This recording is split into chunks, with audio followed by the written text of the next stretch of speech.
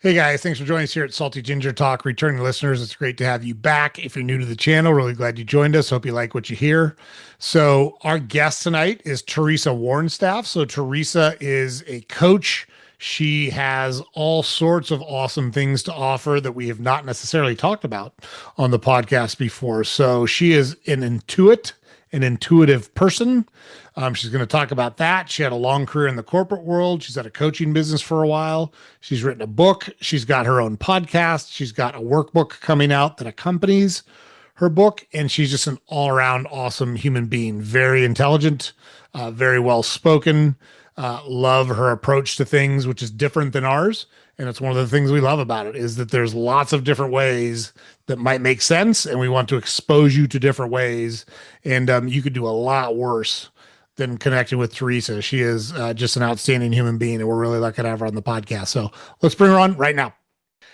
Hey guys, thanks for joining us here at Salty Ginger Talk. Returning listeners, it's great to have you back. If you're new to the channel, really glad you joined us. Hope you like what you hear. So, our guest tonight is Teresa Wornstaff. So, Teresa is a coach. She has all sorts of awesome things to offer that we have not necessarily talked about on the podcast before. So, she is an intuitive person.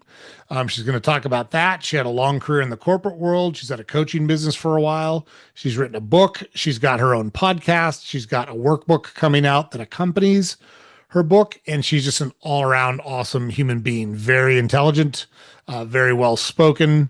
Love her approach to things, which is different than ours. And it's one of the things we love about it is that there's lots of different ways that might make sense. And we want to expose you to different ways.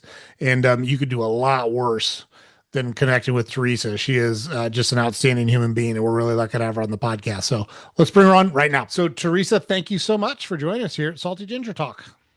I am so excited to have a conversation with you, Joe. This is going to be a lot of fun. I think we're going to take people to places they haven't been before, which is ideal. I'm super excited about you coming on for a variety of reasons. One, I really enjoyed our intro conversation. So, I think most of our guests know, but I always do an intro conversation before we bring folks onto the channel, just so I can get a sense of what's important to them to talk about. If there's anything they don't want to talk about, we want to avoid that because we don't want to make people uncomfortable. We want to have real and candid conversations, but part of that is respecting what people do and don't want to talk about. So, really had a great conversation with Teresa when we chatted, and she is a very unique mixture of someone that spent a lot of time in the corporate world, but Mhm. also takes a very different approach to how she engages with people now and how she works on self improvement and how she tries to help other people. And I think the combination of those things is super interesting. She's going to be able to talk about and expound on subjects I am not capable of. Look, there's like, that's not front page news. There's tons of stuff I don't know, but I love interacting with people that know things I don't know and can talk about things I'm not a subject matter expert on. And I know you're all of those things. So I think it's great to have someone on that can expose our audience to all those things. So I've been really looking forward to our conversation. So, what we typically do is we just ask our guests to do kind of a brief overview of their life, and you can start that wherever you want. If there's things in your childhood that are important for you to get on the table, start there. If you want to start as an adult, start there, and then we go back after you do kind of the highlights, and we do a deep dive on inflection points. We do a deep dive on the things that we want to talk about, et cetera, et cetera. But it gives you a chance to introduce yourself to the audience in your own words, and then kind of leads us very naturally into an awesome conversation, which I'm looking forward to. So I will stop talking, and the floor is yours. Thank you so much, Joe. I also am excited for today's conversation because you present a platform that allows the individual to come in and be so deeply authentic that they can share from the heart. And that's rare and unique. So I want to commend you for that. And also, I enjoyed our conversation. I think there was more synchronicities and like mindedness, even though I think we come from very diverse perspectives. And that is the pinnacle of how we evolve and how we influence with what I consider to be very heart centered intentions. Mm, So thank you for creating this. I appreciate you. appreciate the kind words. You're welcome. So I will start in the beginning. I was born with all of my intuitive abilities completely wide open. I can remember being a baby in the crib at less than 12 months old and being able to see and interact with energy in a new way that I didn't see occurring with other people in my life. And so my upbringing was this paradigm of I have this great wide perspective on what the world looks like. And yet my family was very conservative. Dad ran a very highly successful international business, and mom was a stay-at-home mom. I had siblings, and we lived a very traditional life. And systemically, I began to shut down all of my gifts, diminish them, so they stayed in the background. And I devoted my time and energy to assimilation. And it's very interesting to me because with the work that I have done with people all over the world, I'm seeing that my assimilation occurred differently than most. But that is by definition what we do as a child. We grow and try and assimilate and fit into the world that's presented to us, right? And I call that living by default. It is how we feel safe and loved and worthy. And so I ended up spending 30 years in corporate America, everything from individual contributor to C-suite executive. And I loved it. I enjoyed it. But there was always this underlying restlessness that I was only living a part of my potential because I wasn't using all of my attributes, right? All of my talents. Mm-hmm. Uh, when I reflect back on my career in corporate America, I can see that I was using my intuition the whole time, right? And I think we all do. As a matter of fact, Steve Jobs' book, he talks about making decisions in corporate America, and he would gather data from several perspectives and then step away and go into meditation, go in and feel what is the right solution. And I think more people than we imagine use their intuition to steer their ship, whether it's personally or professionally in Mm-hmm. their business. What I loved about being in the corporate environment was my ability to have influence on others and bring out their natural abilities and aptitudes.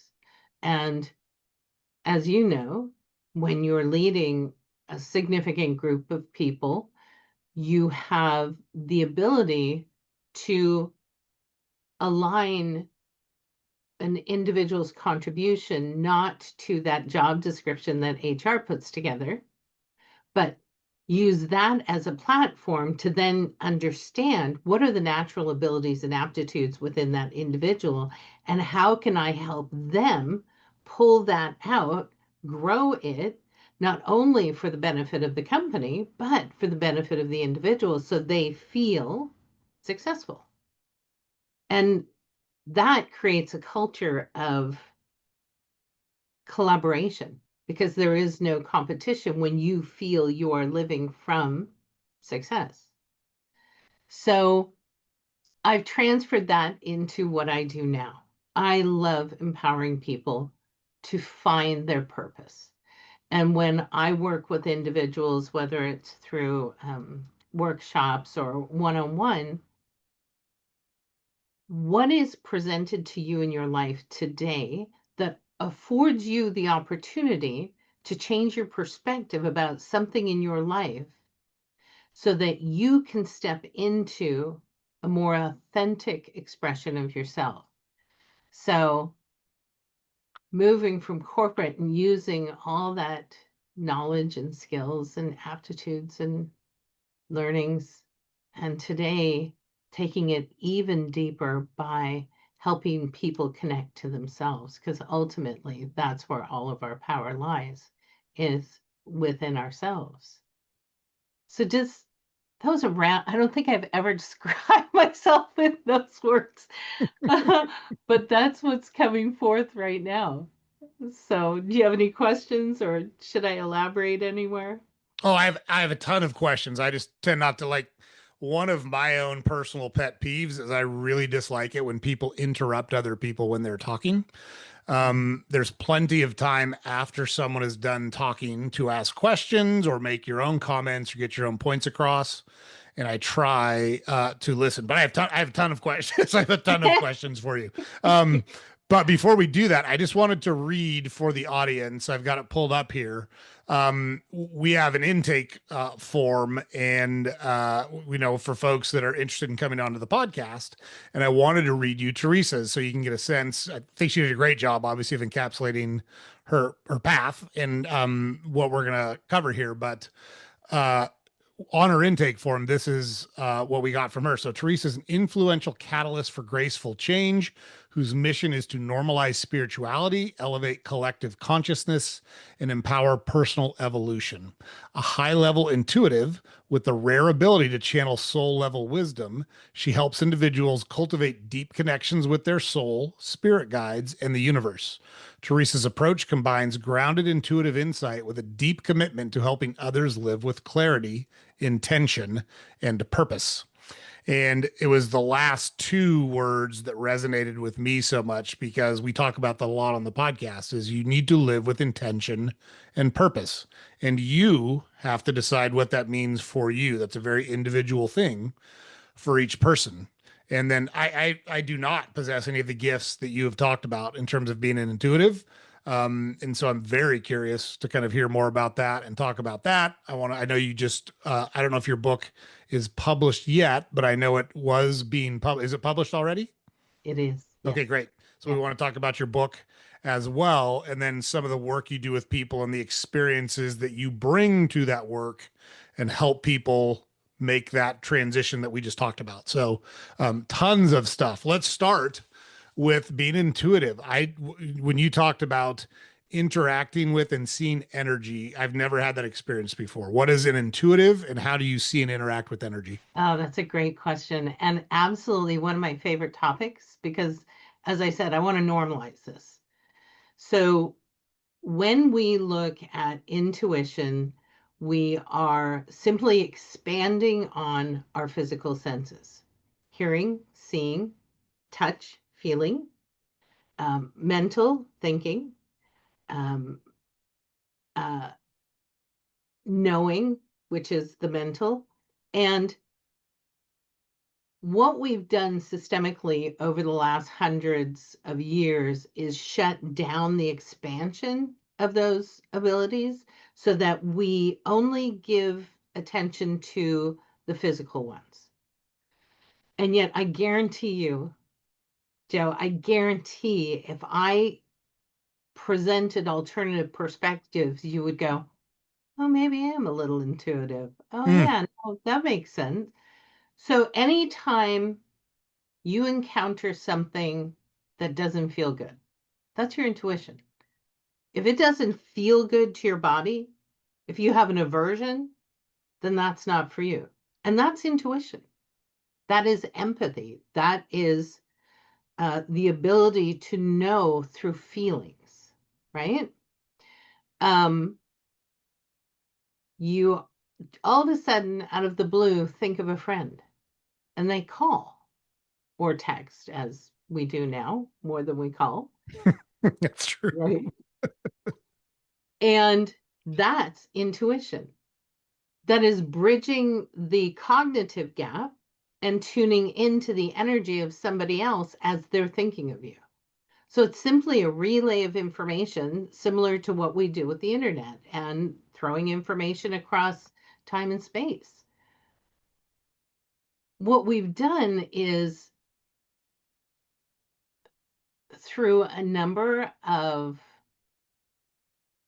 beliefs and structures, have said that's not intuition and intuition isn't good. Mm. You shouldn't rely on it. And yet, it is our most positive and powerful tool.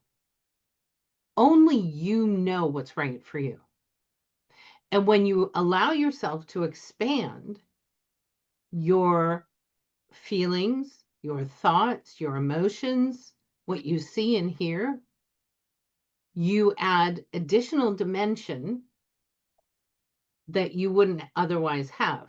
And so let me also contextualize seeing and hearing. Sure, there is, people seeing ghosts and all that kind of thing. That is what it is. The more common version of seeing is when your eyes are drawn to something. For example, I walk every morning with my dog, and on our walk, we saw a sharp-shinned hawk. Well, that's not something I see every day, Hmm. you know? But so what does that hawk mean to me? So that is using my eyes to draw my attention as well as my ability to know that there's more than just seeing a hawk. There's a message for me. And so you stay curious and you don't draw conclusions. You allow your wider knowing to stay curious, patient, and neutral, because neutrality is critical, right? Otherwise, you're just forcing an outcome that you think you should have and letting that message play out. Does that help demystify and normalize what intuition is?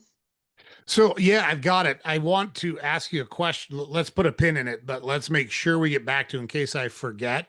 I want to get back to the neutrality thing because I think it's terribly important. And when you said it, I was like, man, that's a great way of thinking about it. We haven't had a kind of a deep conversation on the podcast about it yet. So I don't want to disrupt where we're going, but it's terribly important because it's one of the things.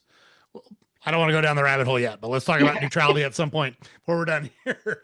But yes, um, in terms of energy, so I'm very, for what it's worth, everything you just said makes a lot of sense to me. I completely agree with you. It's funny because I coach people a lot to try to disengage their amygdala when it kicks in and re-engage their prefrontal cortex and gather facts before they make decisions.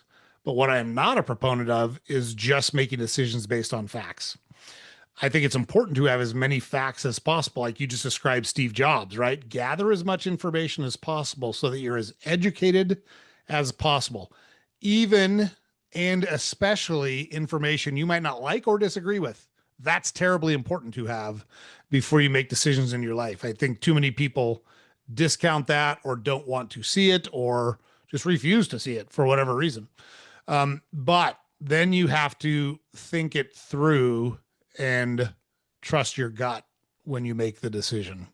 So I agree with everything you just said. Along those lines, I think you said you saw and interacted with energy, and I don't know what that means. We've had other folks on the podcast who have talked about that experience, that they also have that ability, and it was very obvious to them that they had that Mhm. ability at a young age.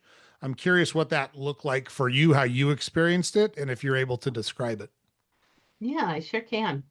So it occurs in two ways. So when you're using the faculty of seeing, you can clairvoyance, you can see in the physical world. I have a very dear friend and client who sees orbs and sees energy streams, and it appears in colors or distortions or shapes or sparkles. Um, I can do that, but I choose not to because I find it very overwhelming for my system. Hmm. For me, seeing occurs in the mind's eye. And this is the most common and what most people feel most comfortable with. to be able to close your eyes, use your imagination to create a landscape in your mind. When I communicate with my guides, which I do pretty much 24/7, that channel for me is open because I value the input they have, and I always take it into consideration, whether it's in conversation or working with a client. To clarify a point that they're communicating to me, they will use images. It could be anything. It could be a singular object. It could be a film of information that goes across my mind's screen. The key to clairvoyance in the mind's eye is you're not in control and you're open and again neutral to what wants to be known. And that is one of the essential ingredients for cultivating. And let me also add that everyone is intuitive. Everyone has all of the abilities, all of them. You know, smelling your grandmother's perfume when she's passed for the last 10 years. Um, and by acknowledging them and cultivating a relationship with them, saying, okay, I might be clairvoyant. I'm willing to consider that. So, all right, universe, all right, soul, all right, guides, all right, whoever's out there, you know, the extension of me on the soul plane, my connection with God, show me. Bring in evidence. Show me, help me to understand how my gift manifests. And then if clairvoyance is one of your gifts, you can say, you would want to then say, oh, I see that flash of light over to the right of me. Okay, got it. What else you got? I Hmm. mean, play. There's nothing, you can't do it wrong. Um, it's not scary. It is highly beneficial because our cognitive mind only comprises data from what we've experienced and what we've learned. It's this big, this big. It's tiny. And to what you said, you know, take into consideration all data, including the things, and I believe more importantly, the things that repel you or you don't agree with, because there lies the wisdom. Hmm. There, when we are naturally adverse to information, it's because something inside of us has been triggered. There's a learning, there's a wisdom that wants to be received. So expand your perspective. Take that narrow aperture and grow it and say, all right, universe, I'll receive anything. Bring it on. And don't overwhelm yourself. So hold back, you know, but play with it. Have fun. It's not serious. Does that help? It does. Yeah, no, I appreciate you walking through that. It's interesting to me how few people want, at least it appears to me, I think this is a better way to say it. It appears to me that very few people want on a regular basis to kind of broaden their mind and hear new things and experience new things. That's very shocking to me because I look around the world and say, like, even I appreciate excellence. I've always appreciated excellence, and it doesn't matter what it's in, whether it's in art or writing or journalism or sports or whatever. I appreciate when someone's achieving at a high level. And I don't have to agree with everything that they are about, or I don't have to agree with their personal ethics, or like more than one thing can be true at the same time. You can be a really good business person and a really bad husband and father, let's just say, as an example. Mhm. And I'm not saying one's more or less important than the other. All I'm saying is both of those things can be true at the same time. And it feels like we as a society want to put things in nice, neat little boxes. And I don't think that's at all how the world works. Like the world cannot be compartmentalized or defined in most instances in those little boxes. I think there's a lot of generalities that are true, but even those have exceptions every once in a while. So, why do you think it's so hard for people to stay neutral? What is it about neutrality that people don't like? Why do they polarize? Why do they have to pick sides? Or I don't even know if I'm saying that the right way, but I think you understand what I'm asking. Yeah, I do understand what you're asking, and I have two answers. I want to come back. So we're going to put another pin in neutrality. We're going to come back to that again. Sounds good. I love it. Um, what I want to talk about and expand upon, what I hear wants to be shared in this moment, is that people are rarely raised to be comfortable with change, Mm, be comfortable with risk. So in order for them to feel safe and secure, they're going to define, and we're getting back into intentions, right? They're going to define their world.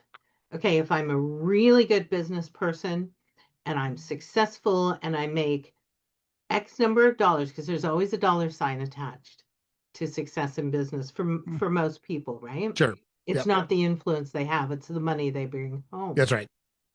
And if I do that, that's going to make me successful, right? I'll be fulfilling my purpose in this life.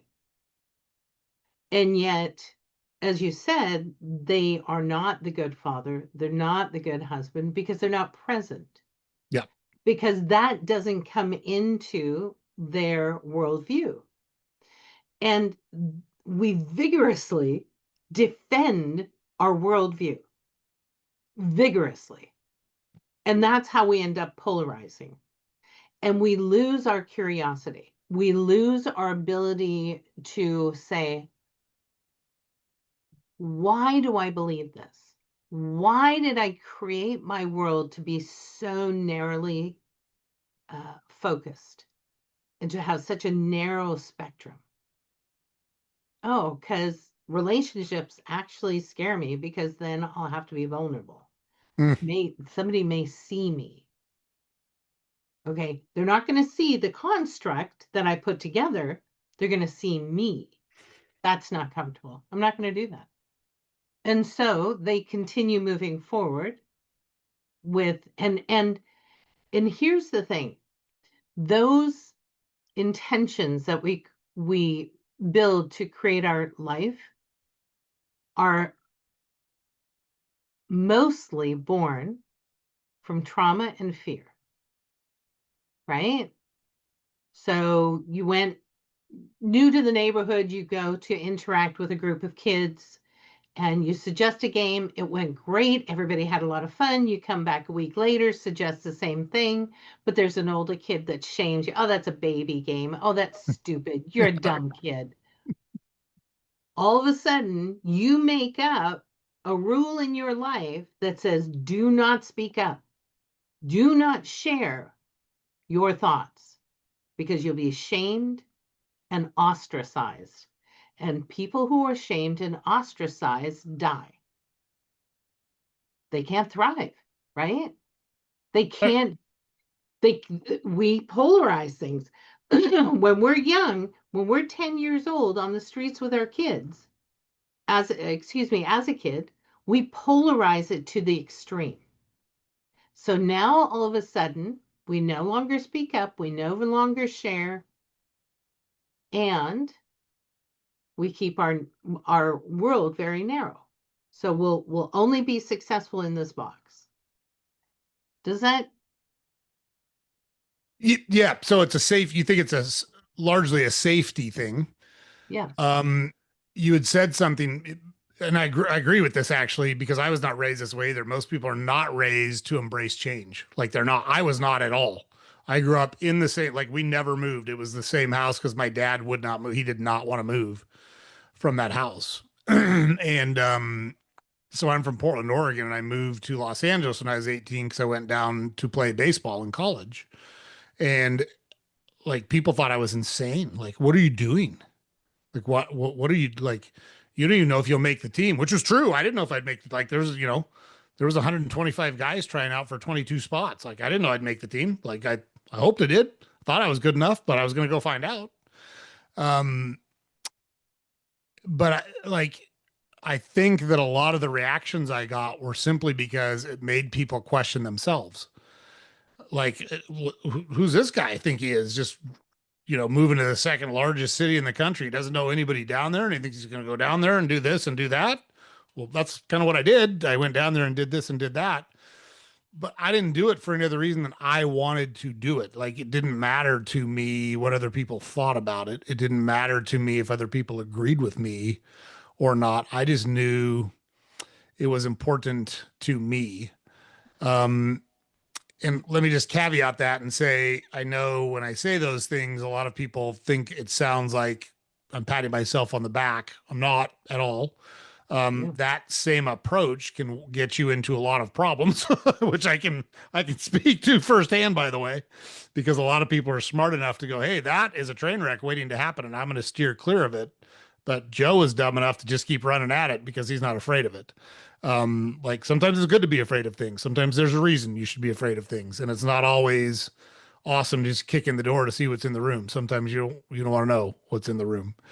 Um, but yeah, I think it's that I agree that people don't like change. The part that I struggle with is I try to understand, and maybe this is just my own perspective. And I've always known, just for what it's worth, you had talked about being knowing that you had these abilities even as a baby in the crib.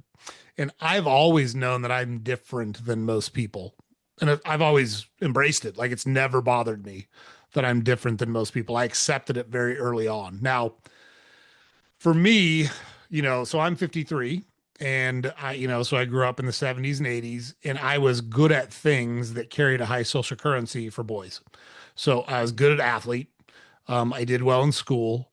I've always been pretty quick on my feet and could tell a joke and was, able to go back and forth in conversations with people. And so I did not fit in, but I also didn't need to fit in because a lot of people looked up to me because of these things that we as a society placed a high value on.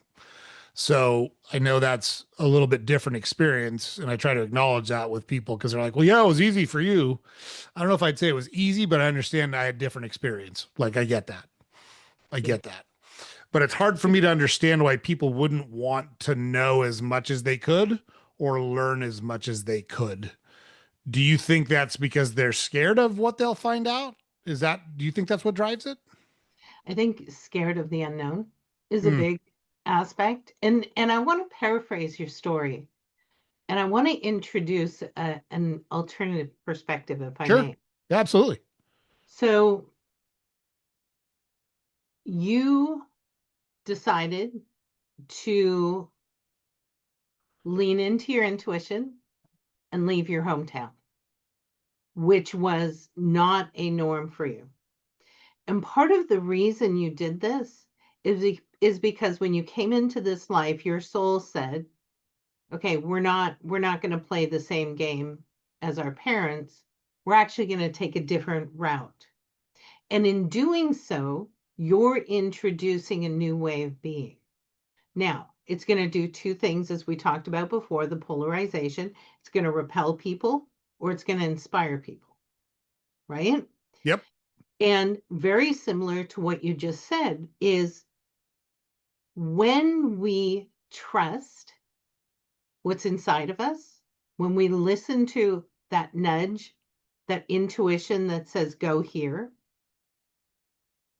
we are able to self express at a more authentic place. Mm, And we're leaning into the talents and the abilities that we bring into this life to help us overcome our karma or our challenges. So you recognize that at a very young age, right? Most yes. people don't.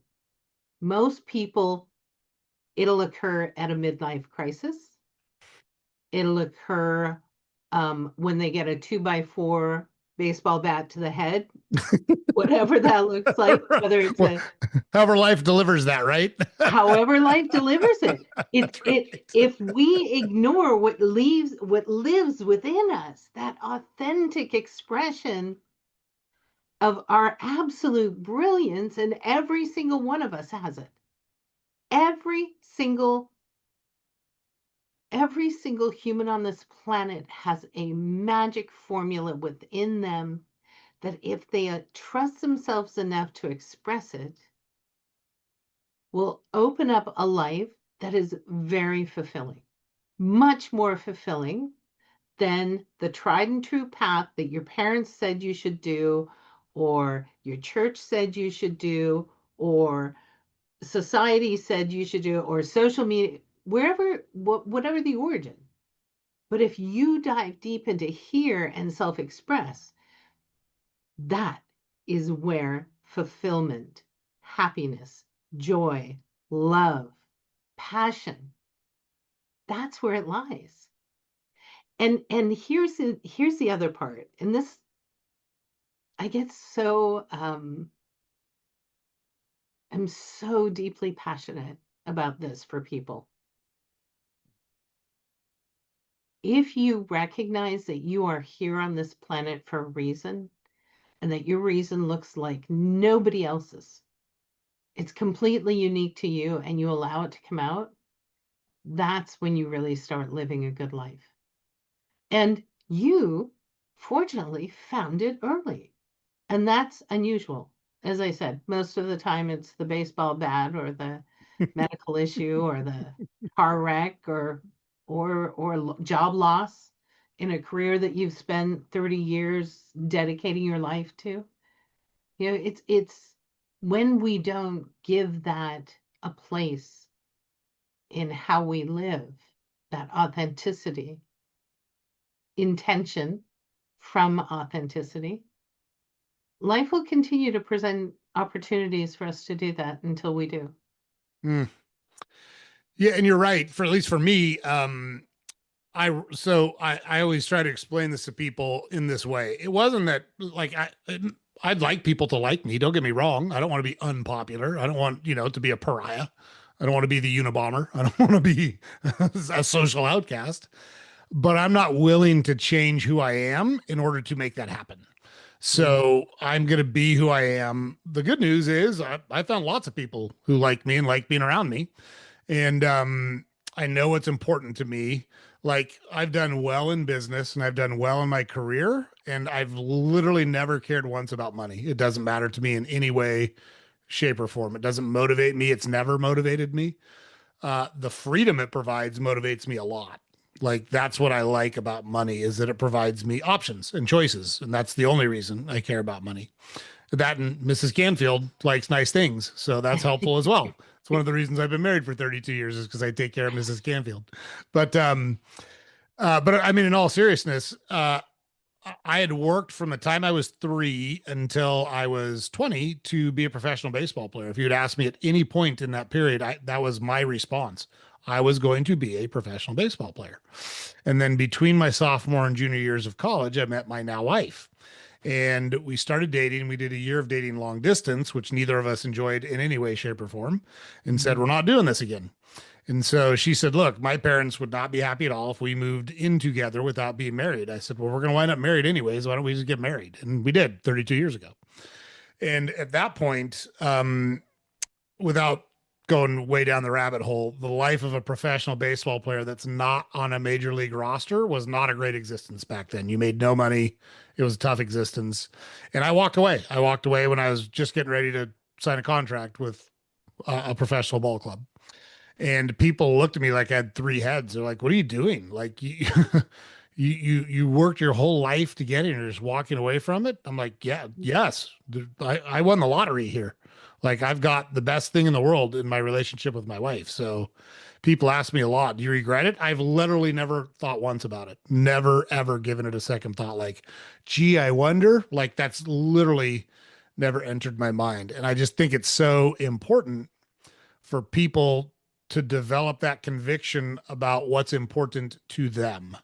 And I know that's what you do now in your work with workshops and groups and coaching and the work you do with folks. So I just wanted to get it on the table as kind of a precursor before we switch gears a little bit and move into your professional life through the corporate world and then to where you're at now. So, anyhow, couldn't agree with you more. The authenticity is the most important part. Just be who you are. That's exactly what you should be. That's what's going to make you and the people around you the happiest. Mhm. And the reason that people feel anxious, the reason people feel depressed, the reason people feel unfulfilled is because they're trying to pretend that things are good when they know deep down inside that they're not. And that's different for different people. I can't tell you what that should mean to you. I just know that if you're feeling those feelings, that's what's driving it. And you got to do the work to figure out what it is that's going to get you on the path you're meant to be on, and then all that goes away. Like it just does. And like we've had Yeah. so many people on the podcast who can attest to that.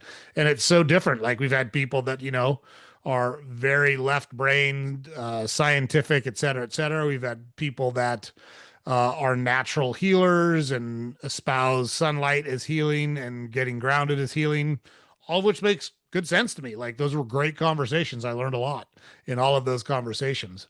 But that's what's important to them. And that's what makes them feel happy and fulfilled and passionate about life. And that's why they should be pursuing it. So, um, yeah, let's move into the corporate world a little bit. And I'm not looking to spend a whole bunch of time, but kind of talk us through kind of what you did, and then the leadership lessons you learned in there, because I think that's the most applicable, at least from my perspective, what you talked about. That's the most applicable skills and abilities that you transition into your role now. So if you wouldn't mind, spend a little time on that on your career. Yeah, I'd love to. I always started my job with companies as an individual contributor, usually in sales or marketing. And also, I'm charismatic. I like people, they can feel that. So, sales was a natural place for me to start. And I didn't have any fear about picking up the phone and calling a CEO or a C. I just, that never was a hurdle for me. And I Yep. think and every manager I had recognized that not only did I have this ability to be charismatic with our customers or clients, but that also applied internally. So I always moved into management, no matter where I started, no matter what role I took. Eventually, typically anywhere from very quickly, 3 months to a couple of years, I would move right into management.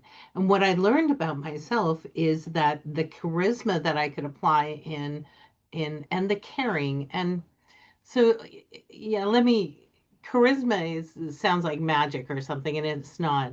I care. I can be present with somebody.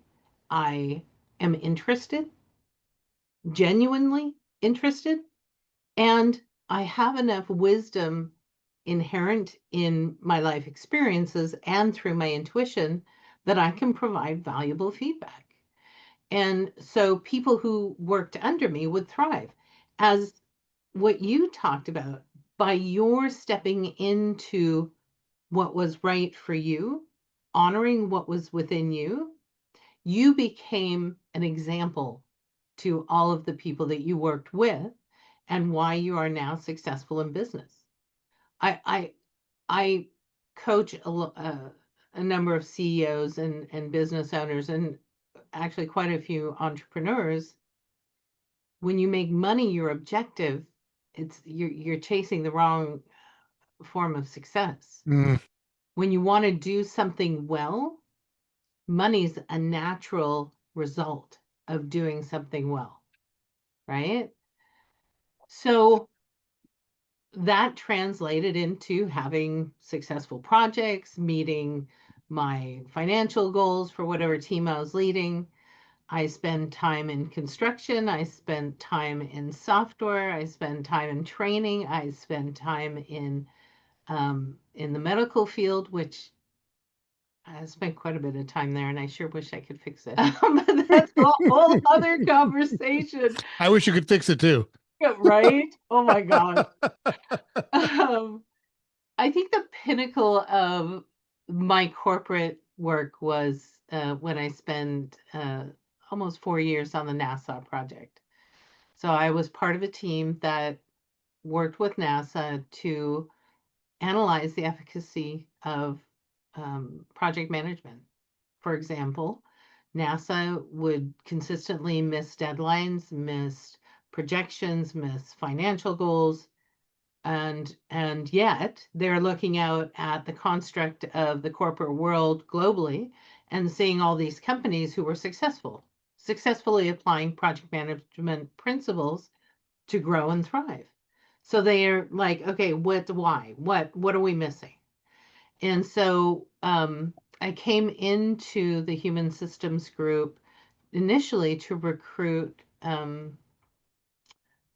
corporate American corporates, corporations, not only in America, but around the world, who were willing to donate time to have conversations with our teams, our analysts, and help us understand why they were successful. We ended up working with Bank of America and Nike and Microsoft and Eli Lilly and Chevrolet. There was just some incredibly successful teams that donated over 3,600 hours of their time to help us come up with the formula. And what I love is the foundation of the formula boiled down to identify your goal, set your intention, and be true to it. Form follows function. And invest in your culture so that the individuals working on the project care about the outcome. One of the things that NASA saw a lot of, and I think we can all identify with this, is that's not my job. Right? One of my least favorite phrases ever. Right? Me too. Me too. So if you're on my team, we all have a common goal and we all contribute whatever we need to contribute to ensure that we meet that goal and do it successfully and do it well and have fun on the journey. So that was one of the most significant projects that I worked on, and yeah, it was a lot of fun. So I started off recruiting 30 companies, which I did in a couple of months. It was done rapidly I as that's how I like to perform. And then they invited me to stay on the team and be part of the analysis. Nice. That sounds like a fun project. It was a lot of fun. Yeah. And then I just bounced around to other companies. And when in 2020, they eliminated my position at, at the last corporate job I had. And I had spent the last year saying, I'm getting back into consulting. I don't want to be a desk jockey anymore. And I want to I want to be able to have diversity in my schedule. And then COVID hit. And that's when the universe said, hello, you think you're going there? Nuh-uh. And my intuition came online stronger than it ever had. Um, I talked with the individuals that was coaching at the time, leadership coaching. I did the inner MBA for 4 years, Hmm. and leadership coaching was one of my passions, still is. Um, and I asked people, why am I your coach? And without exception, the core was you deliver both the cognitive answers that we can hear and receive and step into, but the added layer of your intuition and your knowing and your ability to see into us and mirror back the greatness that wants to be expressed is why we stay with you, because Hmm. you can pull it out of us the way no one else has been able to.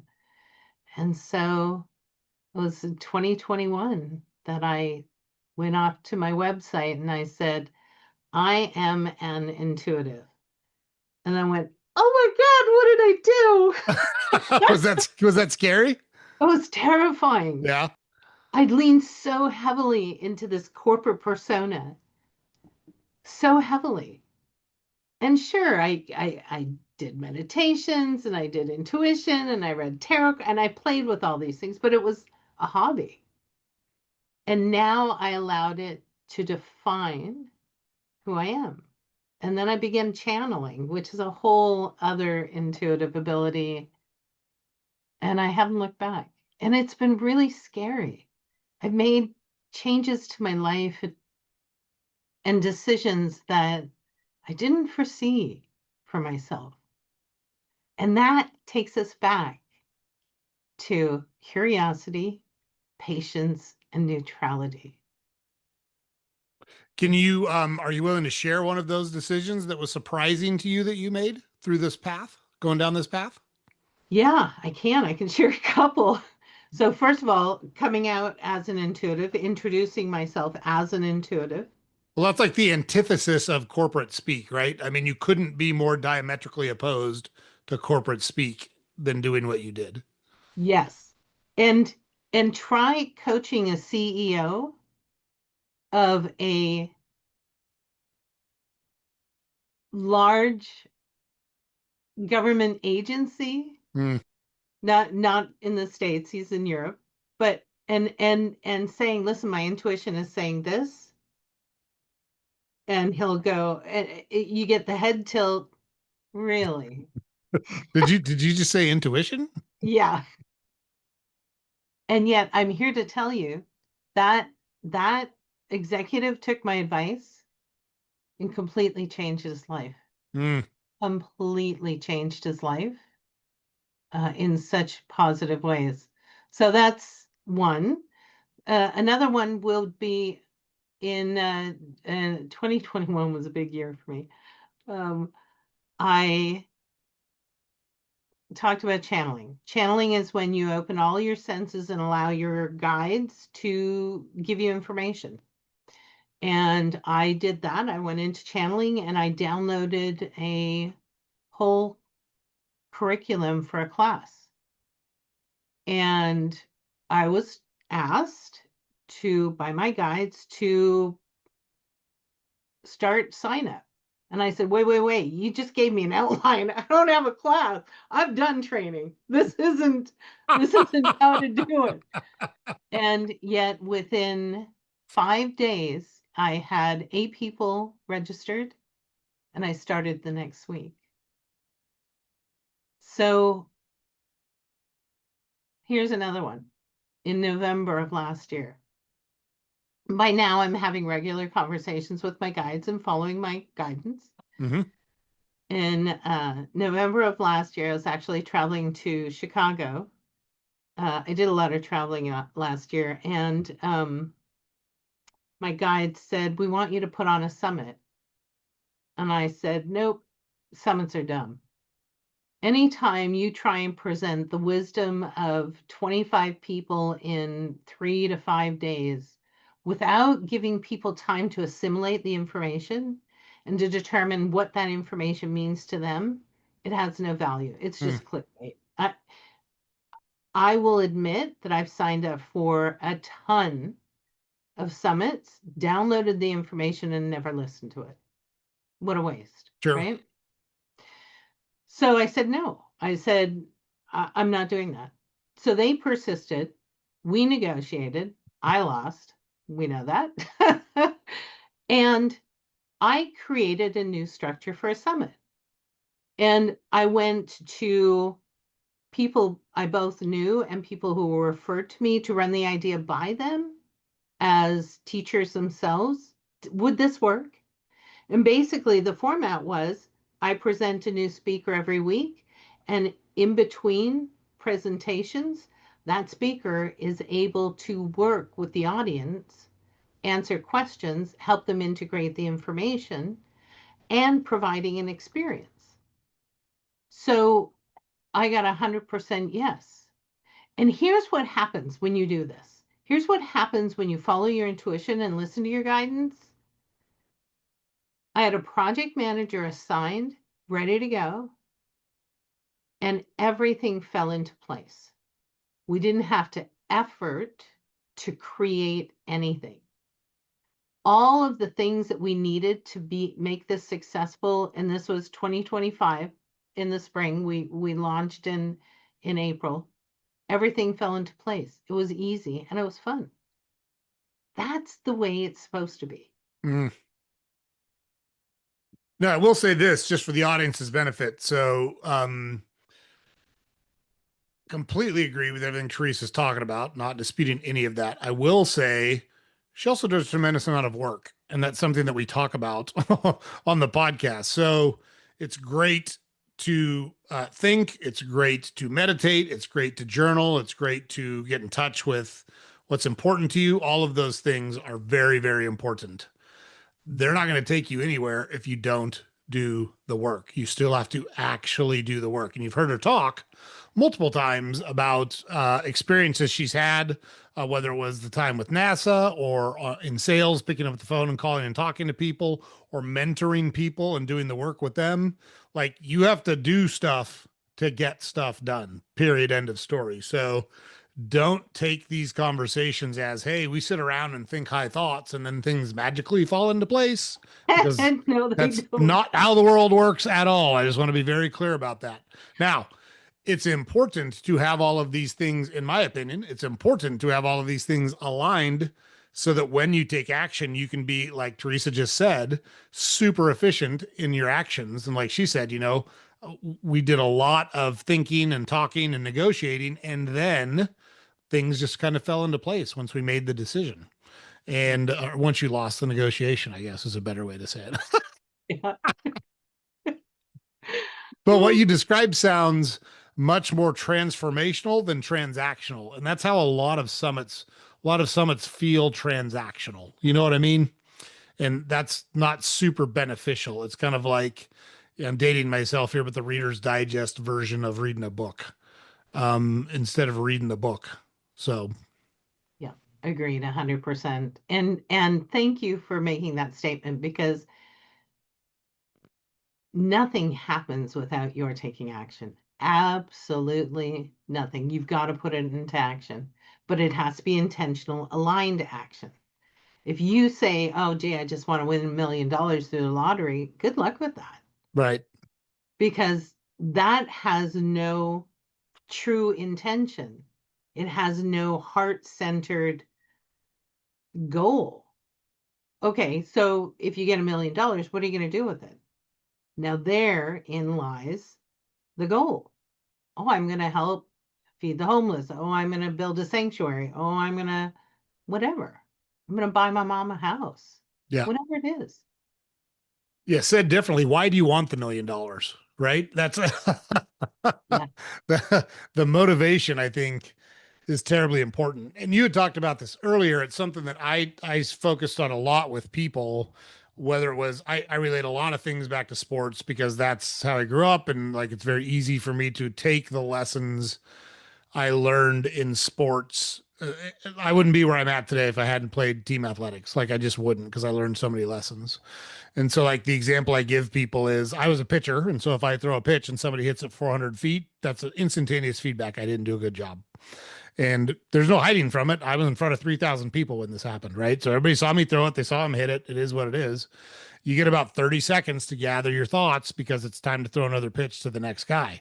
You don't have time to feel sorry for yourself. You don't have time to cry about it. Nobody cares about your feelings. All they know is that you gave up a run, and that's not a good thing. And You have to learn the lesson, you have to compartmentalize that, and you've got to keep taking action and put yourself literally back in the game so that you can take action and try to be successful. And if you don't want to do that, they just take you out and put you somewhere else or put in someone else. And so, I use those analogies a lot to explain to people you're gonna fail. Things aren't going to go the way you want them to. Like you talked about the 2x4 to the forehead, right? Life's going to give you a couple 2x4s to the forehead. That's just how it works. And the people that are successful learn the lesson from whatever experiences they've gone through, and they apply that lesson to their future endeavors and try to be better at it, try to take a different approach, try to be more nuanced, more empathetic, more whatever was lacking in their previous attempts. I call it coach the approach. That's the way I explained it to people. So when I was coaching baseball, for example, with other guys, they'd be, you get a hit, get a hit. I'm like, whoa, time out. That's not what we say. Like, what are you talking about? I'm like, that's not what we say. We don't worry about the result. We worry about the approach. If you teach them to go to the plate and take good at bats, only swing at pitches you can hit. Don't swing at pitches in the dirt. Only swing at pitches that are not, above your head. Here's what you do with your hands. Here's what you do with your hips. Here's what you do with your eyes to track the baseball. If we coach the approach, the hits will follow. I don't care about the hits. I want the approach. Because if I have hitters taking good approaches consistently, they're going to be getting hits consistently. And we're going to be a really tough team to beat. And so, coach the approach. I apply that in the business world too.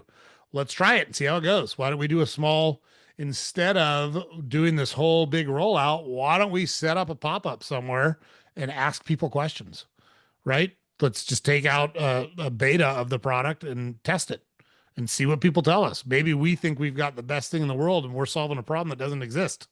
Maybe we're the only ones that see a problem here, right? Well said. Yeah, Yeah. that's identifying the what, why. What do you want to do? Why do you want to do it? And then allowing the universe to present the how. So the universe is going to send you the pitch. Yeah. And you don't know what that pitch is going to look like until it's on its way to you. So I love that. And what are a couple? So you just hit the nail right on the head. Beautiful segue. We didn't plan it or anything. However, how do you work with your clients to do what you just talked about? Develop the what, develop the why, and then work with their intuition to figure out what it's telling them. Yeah. Like, can you walk us through a little bit of that? Yeah. What do you want to do? What So believe it or not, I start with the basics: value, vision, and purpose. Where do you see your values? What are your personal values? Because your values create boundaries. Your values create the structure in which you communicate with the universe. If something has value, you'll put attention there. If you value kindness, if you value intellect, if you value adventure, whatever it is. And then how do you apply those values? What is the big picture vision of how you will apply those values? And make it personal as well as how you are going to influence the world, whether it's through a profession, a business, whatever. And then from that, you'll see what your purpose is. And those are things that you want to revisit every single year. Am I on track? Am I still aligned with all of that? Does that still apply to me now? And once you start to put these structures into your world, all of a sudden you're vibrating at a different rate. You're vibrating at a different place. Your attention and intention is different because you've identified what you want to do and why you want to do it through these boxes. Now you go out and you start watching how the world responds to you. All of a sudden you get calls from people you haven't talked to in a long time offering you opportunities that you didn't think of. All of a sudden you'll be in the grocery store and overhear a conversation that gives you insight into something that you'd been pondering. So being acutely aware of how you want to occur in the world. And here's the other thing. We do that in community. We don't do it in a silo. people will reflect back to us the things that we need to hear, see, and experience to evolve and begin to self-realize to the place where we're constructing our world as opposed to reacting to our world. Does that make sense? No, it does completely. And I couldn't agree with you more. I think it's where, like we talked about at the beginning of our conversation, I think there's a ton of commonalities between us, and I think we think about things pretty similarly in a lot of instances, even though our approaches um, may to someone on the outside look very different. And so some of that is just in cadence and how you speak versus how I speak, and the words I choose versus the words you choose. But I think at their core, they're very, very similarly motivated, right? We just want to help people get better. Like we just want people to live a life that's important to them. And that's one of the things I kind of recognized at an early age was I didn't know why. I just knew that people were drawn to me, and that was, like you said, polarizing in a lot of instances. So it was very difficult for people to know me and not have an opinion of me. Sometimes that was a good opinion, sometimes it was a not so good opinion. And I was pretty, I was right, wrong, or indifferent. I was pretty comfortable either way. My joke is I was born without the give a shit gene. Like I don't give a shit. That's fine. You can think what you want. Um, it's not it's not as true as I say it like that. But again, I'm not going to change who I am to try to win somebody over. Like it's just not who I am. But when I see people that are successful, one of the things I notice is that they rarely make judgments about other people or make derogatory statements about other people because they're so busy doing what's important to them. They literally don't have time for it. They Yeah. literally don't see it. Like it's so they're so tunnel vision on what's important to them. They don't have time to be critical of other people. They don't have time uh, to go on social media and make negative comments to people. Like I can't remember the last time I went on social media and made a comment. I have a girl I went to school with. She's super intelligent. She's always been. She's a smart girl. And I say girl, she's my age. She's 53, but whatever. Smart woman. Um, uh, and we don't see things similarly, but we have very respectful conversations over Facebook about things, even though we're diametrically opposed on several issues. Not once has it ever devolved into name calling or disrespectful conversations or how could you or moral judgments. And one of the things I always try to do in those situations is illustrate the commonalities. And that's one of the things I try to coach leaders to do. Like I'll use the Second Amendment as an example, and I'm not trying to be controversial. This won't be controversial, but I always say whenever the Second Amendment conversation starts, look, everybody wants the same thing. Everybody wants innocent people to not die from gun violence. Doesn't matter if you're a staunch Second Amendment supporter or an extreme gun control advocate. Both of you want people to stop dying. The Yep. disagreement here is how to accomplish that. So let's start with what we have in common. Like we're both good people that want good things. We're just trying to figure out how to deliver those good things to society. Um, so along those lines, how do you, when you have clients that are struggling to figure out how to provide that leadership or how to find that purpose, how do you help them kind of navigate that path? I think one of the most important ingredients is to understand where you are strong. Mm, And that leans into identifying what your brilliance is. That's what I call it. What is your brilliance? And the we don't acknowledge that within ourselves. And the easiest way to find out what your brilliance is to ask somebody else. If you're in a tough situation, why would you call me? mm, What can I do naturally, easily, effortlessly that would make your life easier? And you will find that the people in your world will tell you how you can contribute positively to their life. When you begin to understand what your talents, your attributes, your brilliance is, then you start to see how you can positively contribute to what happens in your life. And then it's a matter of choice. Gee, I want to do this in this type of business, or gee, I want to do this to the environment. I want to apply this here. And all of these, our purpose is fundamentally twofold: to be our best selves and to contribute positively to the world. Period. End of story. One and two. Mm. Now, now you get to choose how you want to do it. When you start to learn about yourself and start to do the inner work and understand who you are and what your strengths are, then it will become obvious how you want to apply that. So, for example, one of my clients works at Microsoft in the CIO's office. She's brilliant with data. She's brilliant with data.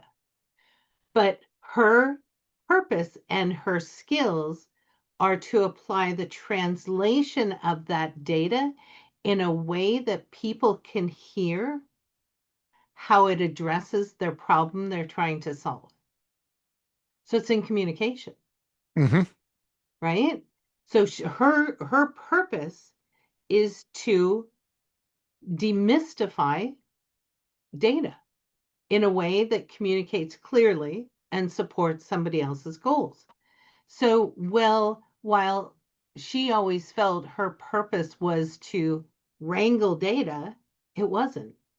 And the moment she started, and this is true, the moment she started embracing her ability to lead and influence and communicate, she went up the ranks like nobody's business. Mm. And she was happy. She was thrilled with what she was doing. She was having a positive impact.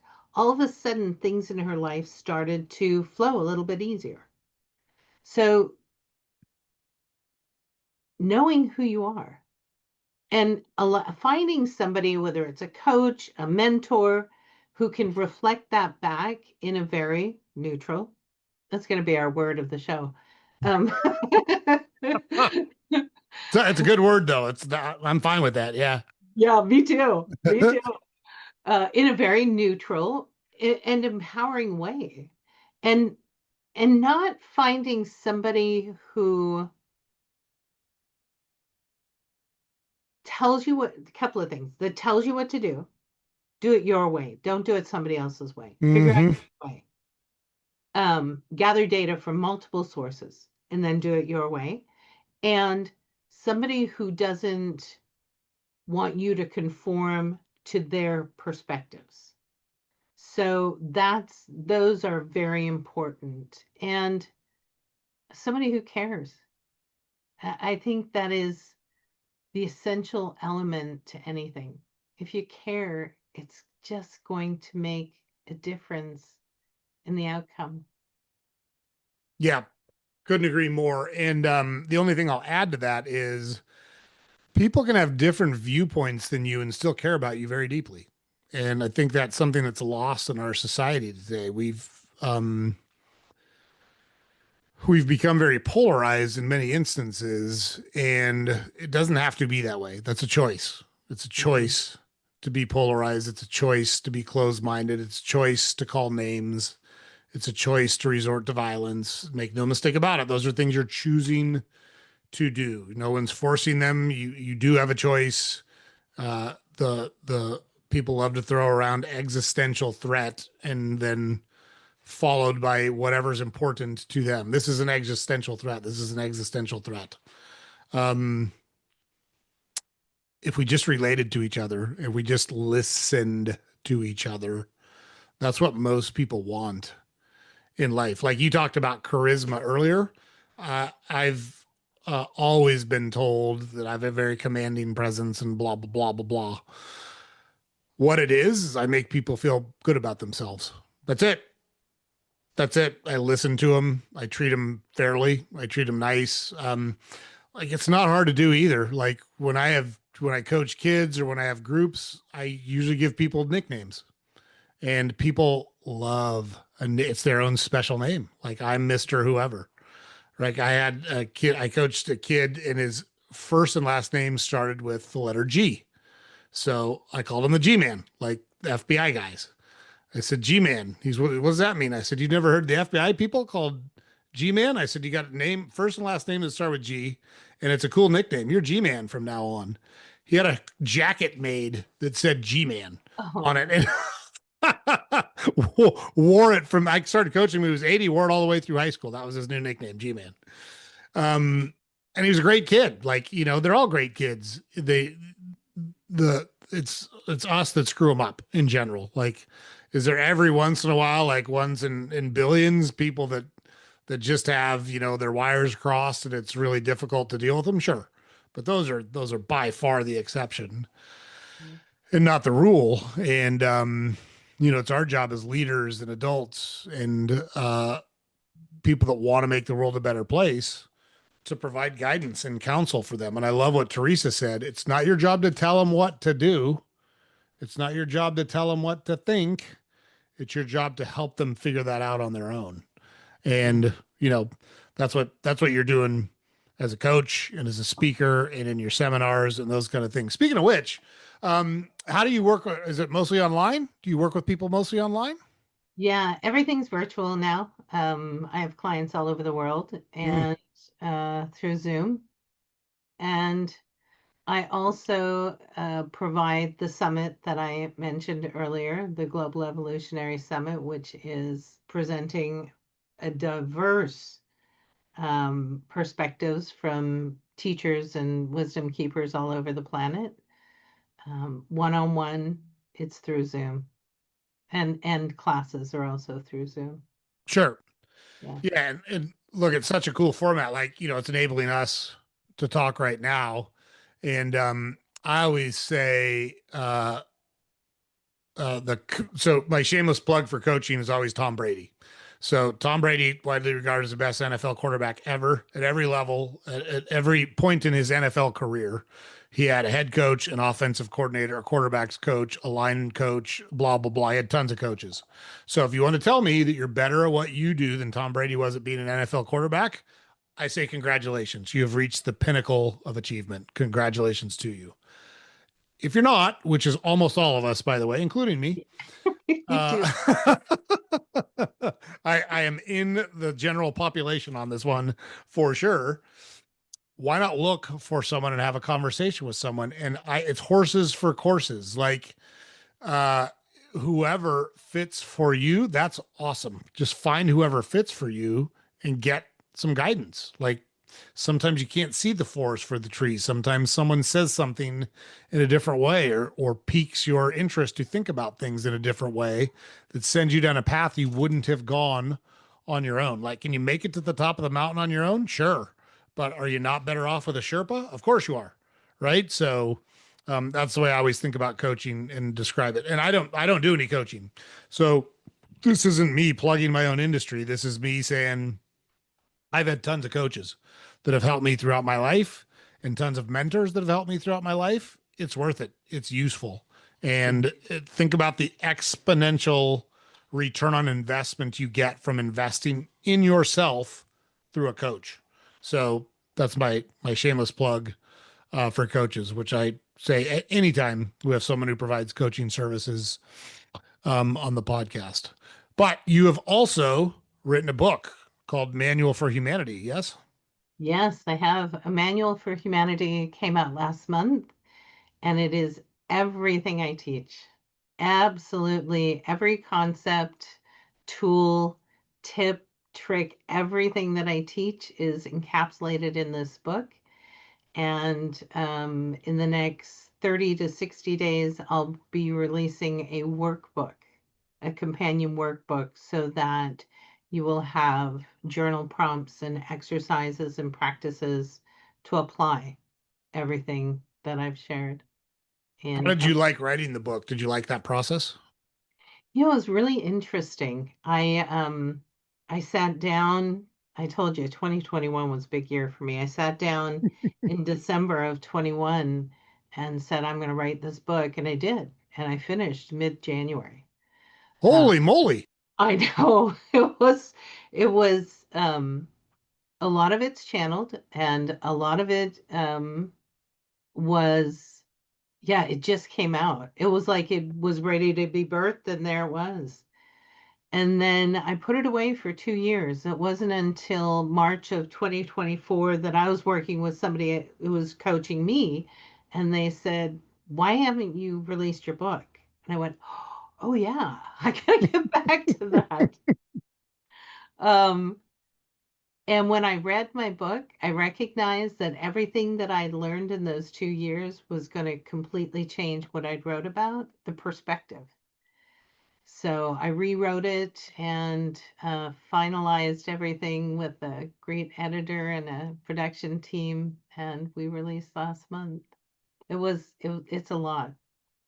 I love that in a 2 year period, you had learned and thought about things so differently. You needed to rewrite your book. I think that's awesome. And I just want to call it out for the audience because it, like you guys have heard me say before, one of my favorite sayings is it's too bad that you didn't know me when I was 20 because I was so smart when I was 20. I knew everything. You didn't even have to ask me. I would just tell you that's how smart I was when I was 20. I knew everything. I just did. And I've gotten a lot dumber over the years because it turns out I don't know anything. And there's tons of people that know so much more about so many more things than I do. And most of them will give you almost all that information for free if you're willing to ask them a couple of questions and then shut up and listen. And anytime I see someone that's willing to go, hey, I'm all done with this and I've got a finished product or I've got a lot of work and time invested in this, but it's not right now. Now it's different because I see it differently and I've learned so much. I've got to redo it. I love that approach. I think that's so cool. Yeah, yeah, I do too. I think we should all be eternal students. I don't think we should ever stop learning, and that's I'm like you. In my world, that's the magic of life. Is Mm, I never know everything, and I'm constantly learning something new. Yeah. yeah, for sure. You know, you had talked earlier about God, and I'm just curious how you think about religion. And if you want to talk about your specific religion, that's great. I'm thinking more kind of high level. How do you think about religion and spirituality? It's a big topic these days, and there's some that say one of the big problems with our country is we moved away from religion. There's some that say that it's religion that got us here in the first place. And I'm just curious how you think about religion and what your thoughts are on it. Yeah, I had a really interesting journey with religion. I was not raised religious. My I went to growing up as a teenager. I was curious enough that I attended some Catholic churches. I attended some Protestant churches. I attended the synagogue. I talked with Muslims. I talked with Hindus. So I was spiritually curious, religiously curious. Yep. Nothing ever fit right, and um, and I actually it it irritated something in me because I was told what I had to think and believe. And that doesn't work well for me at all. Um, I want license to come to my own conclusions based on what feels right for me. And so I didn't have a great opinion about religion. Mm. And that continued through my 40s. And then one day, I don't know what it was, but I decided that that didn't serve me. Being mad at all the religions because they were trying to tell me what I should think was harming me. And Yeah. I needed to figure that out. What was it? And so I started the journey again. And let me put it, the discomfort was so acute in me. My relationship with religion was so discomforting that I couldn't even say God without cringing. Yeah. And today, I love that there are so many ways open for people to have a relationship with God. And what I advocate is find your way. If you find a religion that makes you feel empowered and good about yourself, you're in the right place. I don't care what flavor you want. You can have grape or orange or lemon. It doesn't matter. What I care about is where your heart is. Does your religion love you? Does it empower you? Does it want everything for you? If it does, you're in the right place. Mm. So for me personally, when I talk and feel into God, it's synonymous with the universe, with spirit, and I also believe that we're all a spark of God and that there is such a thing as unity consciousness and that we are all one, which is why intention and where your heart is for me so valuable. Mm. But it was a journey. It was not easy. It was hard fought. Yeah, I love that, and thank you for sharing that. I really appreciate it. The struggle I've always had with religion, and I wouldn't even know how to qualify myself. As I sit here right now, I just find it hard to believe that there is a God. With that said, I really want to believe in a God. And it's interesting because, my wife knows me better than anyone in the world knows me. We've been together for 33 years, married for 32. And she was raised Catholic and says, I am by far the most spiritual person she's ever met, even though I don't believe in God. But I really want to. Like, I really want to. I think the problems that I have with it are the judgment that comes from it. Like, I just find it really difficult. Like, let's just take Catholicism and confession, for example, right? So it's never sat right with me that you can just go in Sunday and say all the stuff you did wrong and you're good. Like, I don't know. I've been with my wife for a long time. I would never cheat on her. I never have. I would never do it. It's not be like she's an awesome lady. She's she's an awesome person. She's really physically attractive. Like I hit the lottery when I married my wife. I just did. But I wouldn't cheat on her because of me, not because of her, because I wouldn't do that. It's just like that's the what was the point of me committing to her was just me and her. That's it. I've never laid a finger on my kids. I've never been drunk. I've never touched an illegal drug in my life.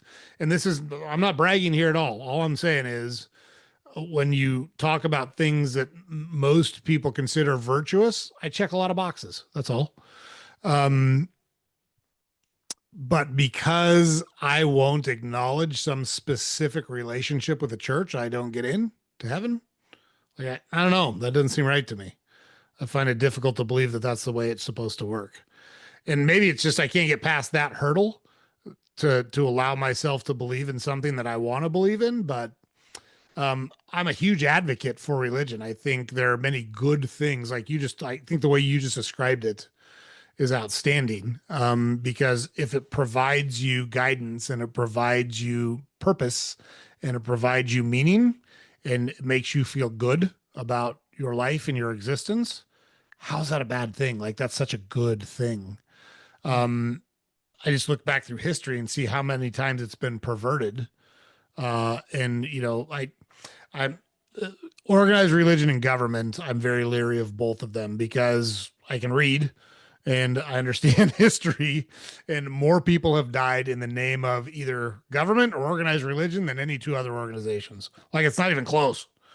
Yes. And so it makes me very leery of those two organizations, any form of those two organizations trying to exert power over big groups of people, because that just tends not to end well throughout human history. Um, but I also know so many people who get so much value from their relationship with God and their relationship with their religion that I'm actually a huge proponent of religion, even though I'm not a believer myself. So I don't know. Maybe I'm trying to have my cake and eat it too. I don't know. No, I think what you've done is you have,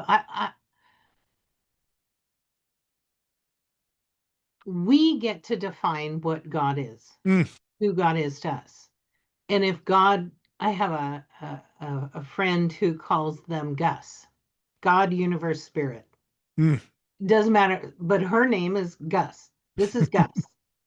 And because she wants it to encompass all of those things, all those labels, right? And it doesn't matter what you call it. It really is the application. Back to intention again, right? What is the intention of that community? And I agree, religion, government, and I'm going to add corporations. I'm going to yes, add I'm going to add business to that. you bet. All of those structures have been perverted to become tools to control over, and to manipulate for the gain of very few. In my opinion, all three of those structures need to be completely changed. And then it goes back to values. What do we need? What serves the greater good? And it has to, in my opinion, and this is simply me, it has to start with what has heart and meaning. Mm.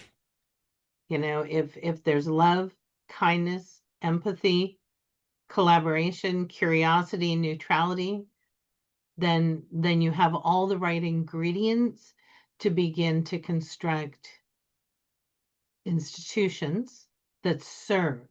And here's it's so fascinating to me because I work with several government groups up in Canada on social reform.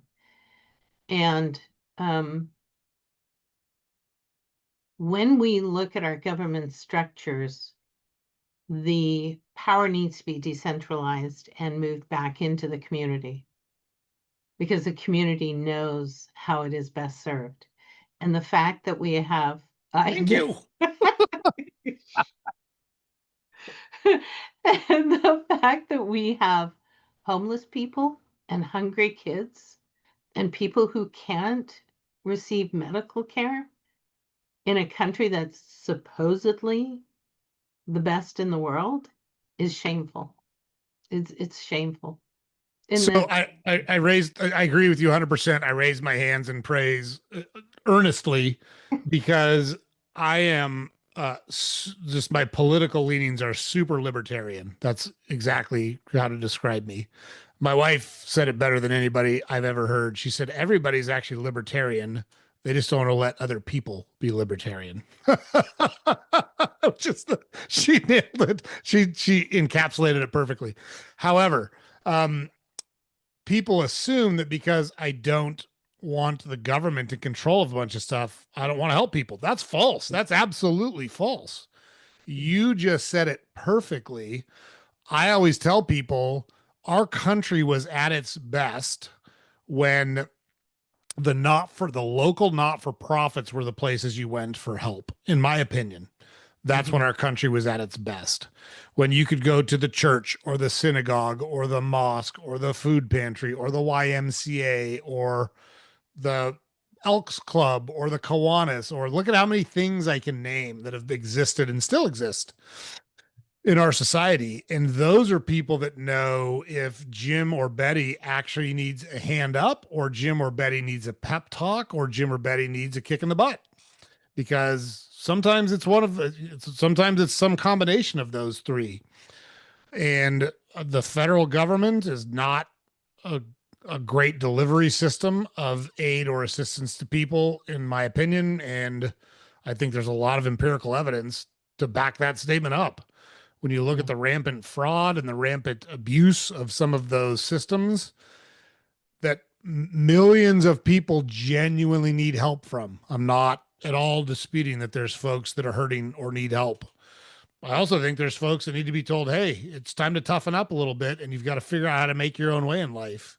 Like there's nothing wrong with you other than you're choosing to not participate at the level in life that you need to Mhm. provide for yourself. And that's up to you to do. And I think local communities can have those conversations in constructive, not destructive ways.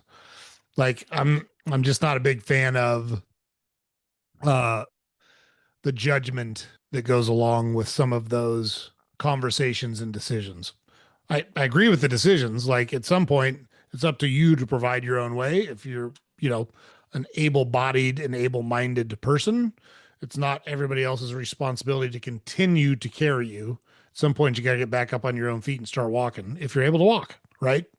Yeah. And I think there's local, Alexis de Tocqueville wrote about it in the 1800s, like what made America a country that thrived as a democracy when others have failed. And that was it was the people, it was the grassroots organizations at the local level that allowed the country to thrive. And I feel like we've gotten away from a lot of that, just my own personal opinion.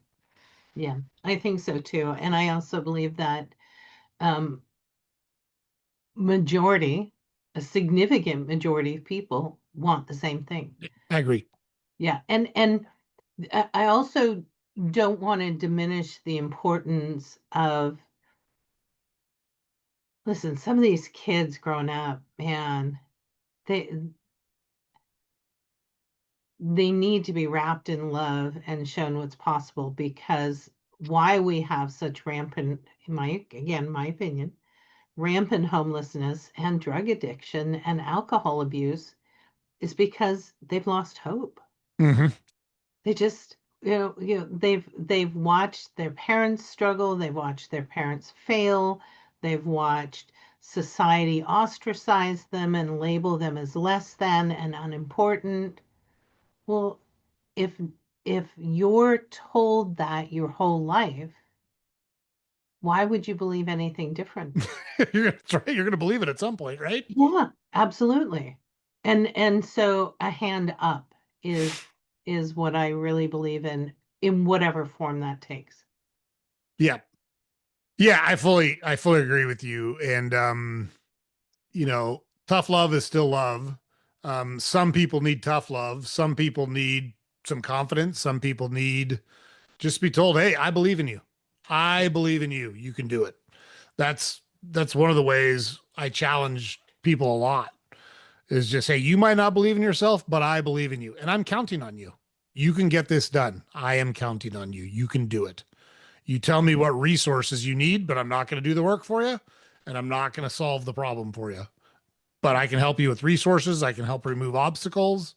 That's my job as a leader is to provide resources and remove obstacles. It's your job to do the work. It's your job to follow the path and complete the project. Like that's what you do. So, um, yeah. Again, to me, it always just comes back to relating to people.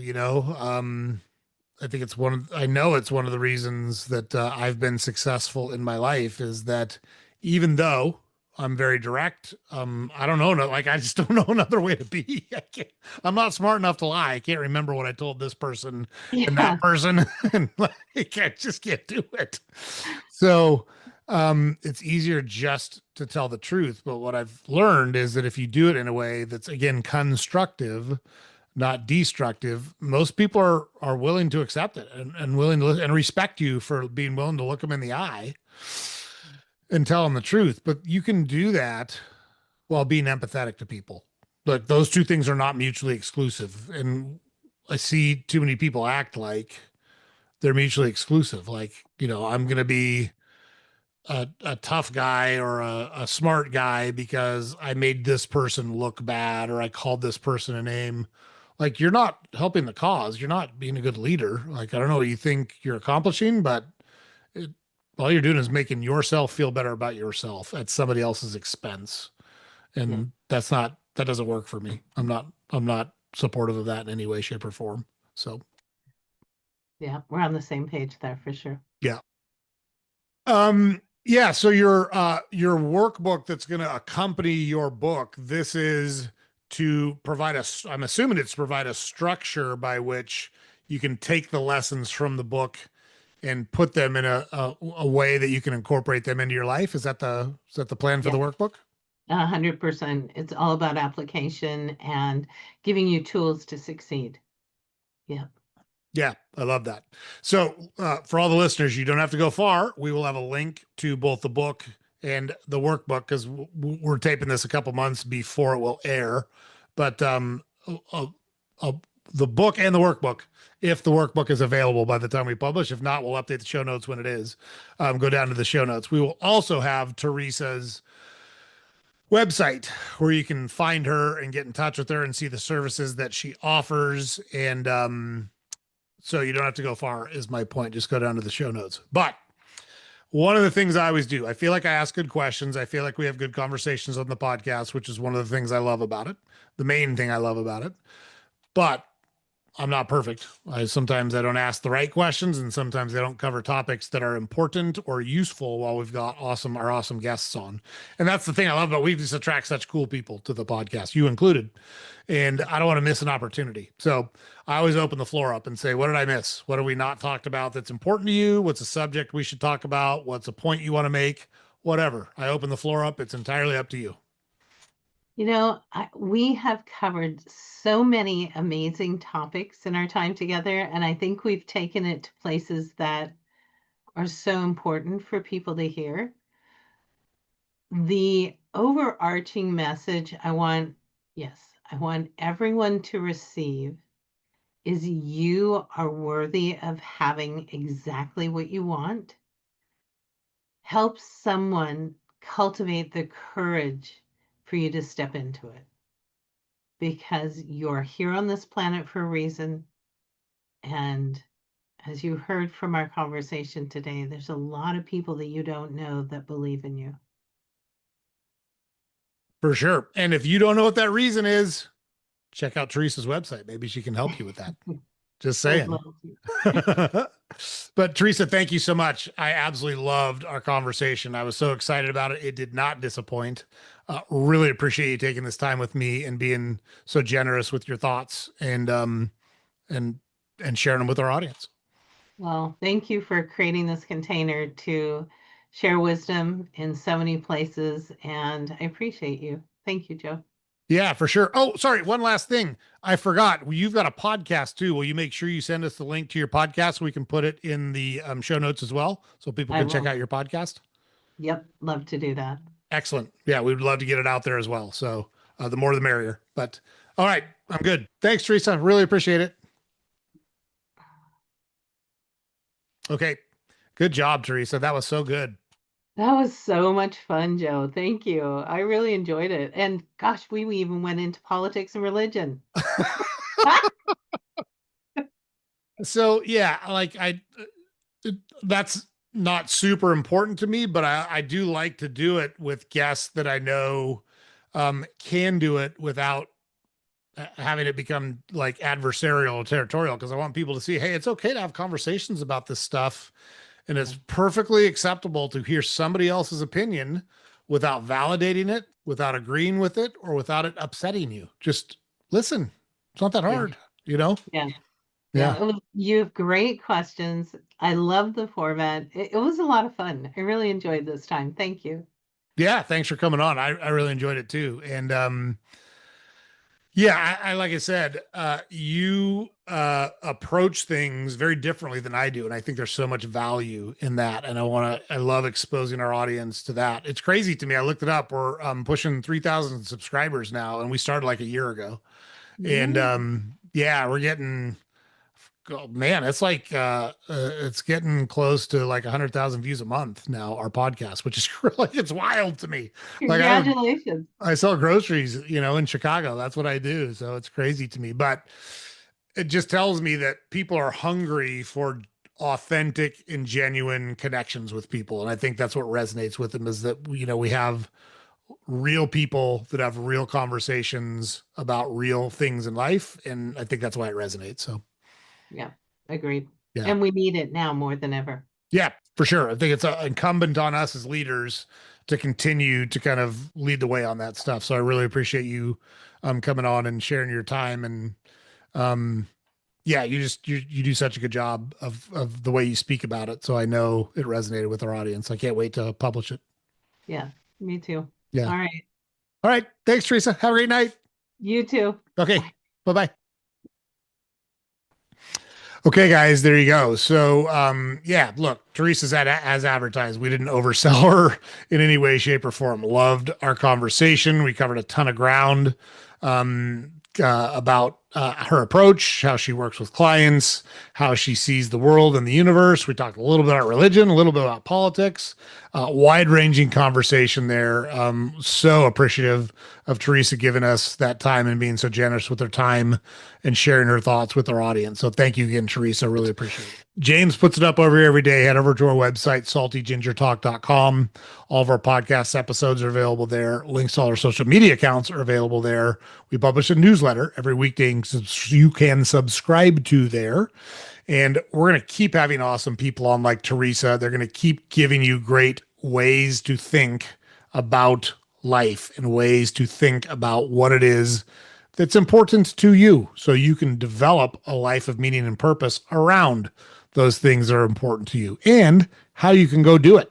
So, like Teresa, check out our website, check out our book, check out our workbook, check out our podcast. There's lots of resources available to you. We're going to keep bringing you awesome people like that. You don't want to miss the next person we have on. All of our guests do a great job, and make sure you catch our next episode. We'll see you there.